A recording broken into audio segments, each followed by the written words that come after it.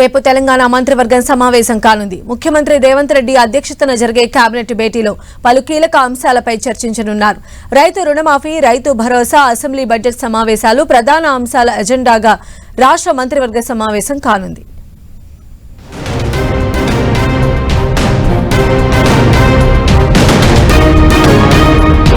లోక్సభ ఎన్నికల తరువాత మొదటిసారి తెలంగాణ కేబినెట్ భేటీ అవుతోంది.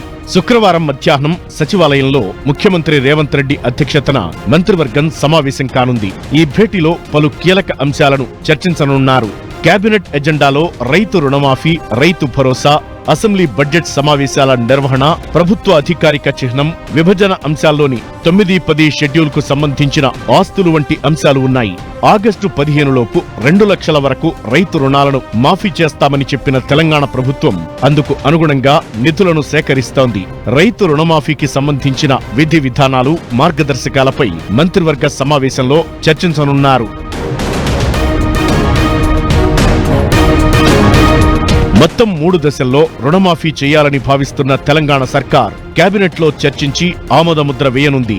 మొదటి దశలో 1 లక్ష రూపాయలలోపు రుణాలను, రెండో దశలో 1.5 లక్షల రూపాయలలోపు ఉన్న రుణాలను, మూడో దశలో 2 లక్షల రూపాయల వరకు ఉన్న రుణాలను మాఫీ చేసేలా ప్రణాళికలు సిద్ధం చేస్తోంది రేవంత్ సర్కార్. ఇక రైతు భరోసా పైన మంత్రివర్గ సమావేశంలో చర్చించనున్నారు. రైతు భరోసా పథకానికి సంబంధించిన మార్గదర్శకాలపై పునఃసమీక్షించాలని డిసైడ్ అయిన ప్రభుత్వం దీనిపై కేబినెట్లో చర్చించి నిర్ణయం తీసుకోనుంది.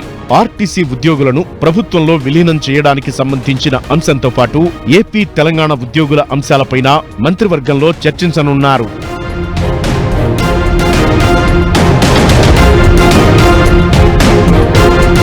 మరోవైపు కాళేశ్వరం ప్రాజెక్ట్, ఛత్తీస్గఢ్ విద్యుత్ కొనుగోళ్లలో కమిషన్ల విచారణ కాలపరిమితి పెంపుపైన కేబినెట్ భేటీలో నిర్ణయం తీసుకోనున్నారు. కాళేశ్వరం మరమ్మతులకు సంబంధించి ఎన్డీఎస్ఏ నివేదికపై చర్చించి మేడిగడ్డ బ్యారేజీ మరమ్మతులపై నిర్ణయం తీసుకోనుంది ప్రభుత్వం. రాష్ట్రంలో అమలు చేస్తున్న, చేయబోతున్న పథకాలకు, అభివృద్ధి కార్యక్రమాలకు నిధుల సమీకరణ అంశాలపై మంత్రివర్గ సమావేశంలో చర్చించి నిర్ణయం తీసుకోనున్నారు.